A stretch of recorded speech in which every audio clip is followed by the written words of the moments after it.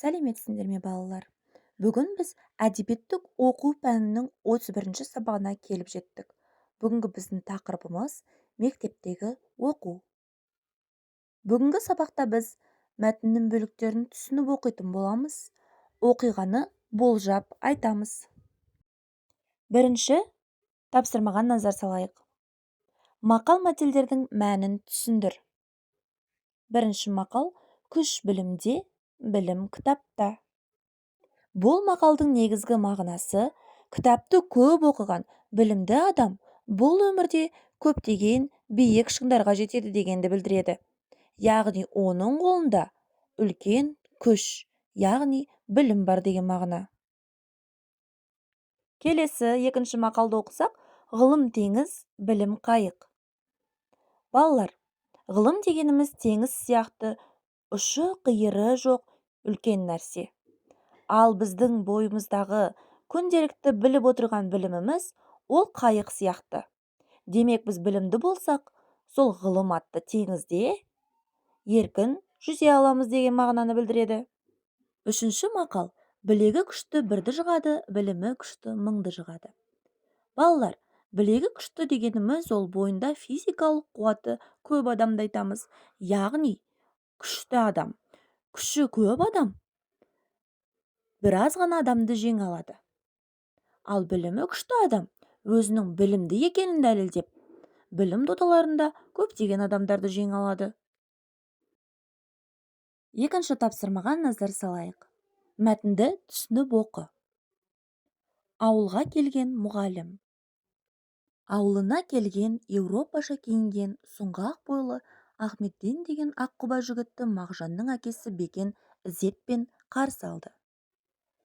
Қой сойып қонақ етеді. Ас үстінде Ахметден өзінің башқұрт жігіті екендігін баяндайды.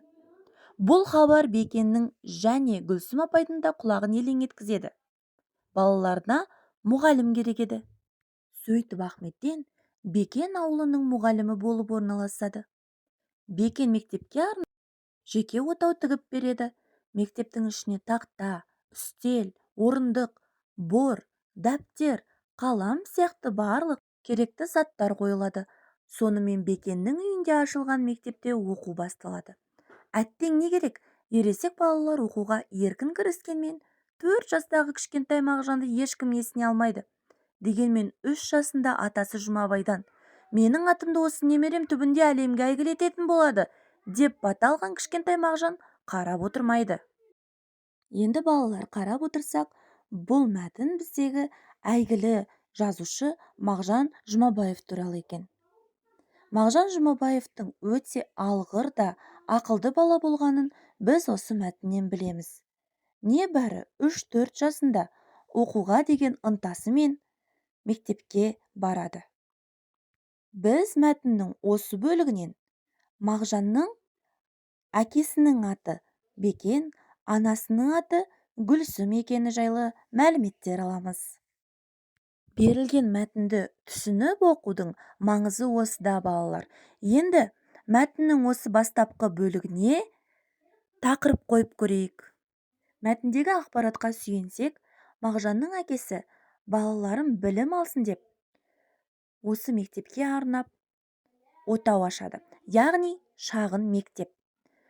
Біз бұл мәтініміздің алғашқы бөлігіне ауылдағы мектеп деген тақырып қойсақ болады. Енді балалар, мәтін желісі қалай жалғасады екен? Сонда кішкентай Мағжан не істеді деп ойлайсың? Болжап көрейікші. Небәрі 4 жаста болса да, Мағжан ары қарай оқуға ынталануы мүмкін, е? Қанекей, мәтіннің келесі бөлігін оқиық. Әуелі мектептің есігінен сығалап жүреді. Бірнеше күннен соң босағаның жанына барып отырып алады. Ол мұғалімнің бір сөзінде босқа жібермей тыңдап, ұғып алуға тырысады. Кішкентай баланың бұл қылығын ересек балалар көріп күле бастаса, мұғалім қайран қалады. Бір күні мұғалімнің тақтаға жазған сөздерін Мағжанның үлкен ағасы Мүсілім дұрыстап оқи алмай тұрады. Сол кезде кішкентай Мағжан. Мәтіннің екінші бөлімінде Мағжанның ұғымпаз, зерек бала екендігі жайлы айтылады. Демек мәтіннің екінші бөліміне алғыр, Мағжан деп тақырып қойсақ болады. Енді балалар, оқиғаны жалғастырып көрейік. Ары қарай не болуы мүмкін екен? Сонда Ахметтен мұғалім жас баланы қолынан ұстап жетектеп әкеледі де ең алдыңғы партаға отырғызады.